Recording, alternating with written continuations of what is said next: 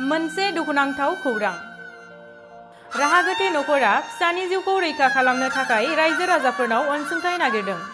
चिरां जिल्लानि बिजनी 2 नं सुबाइजार बल्दी गबदापारा गामिनि बिफा एमुनुएल बसुमतारी आरो बिमा फाइन' दैमारिनि आंगो अनसुलि 7 बोसोर बैसोनि फिसाजो एप्रिल बसुमतारीया थांनाय 23 अक्ट'बर सनिबाराव फुंनि 11:45 रिंगासोआव फरायसालि गनाय समाव सोरबा सिनायमोनै सुबुङा हरखाबै बाइकजों सौख्लायलाङो।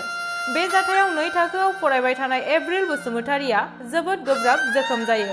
लोगो लोगोनो साखाथियाव थानाय सुबुंफोरा उन्दै हिन्जावसाखौ बङाइगाव लवार आसाम देहा फाहामसालियाव आइसिइउआव थिसननाय जायो। उन्दै हिन्जावसानि फाहामथायनि थाखाय राहा गैयै नखरा रायजो राजाफोरनाव अनसुंथाइ नागिरदों। दुखुनि समाव एसे मदद मोनगोन सानना।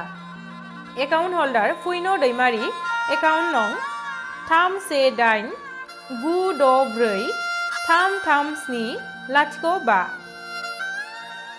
IFSC SBI N 00007171। Google Pay, PhonePe 9101312274।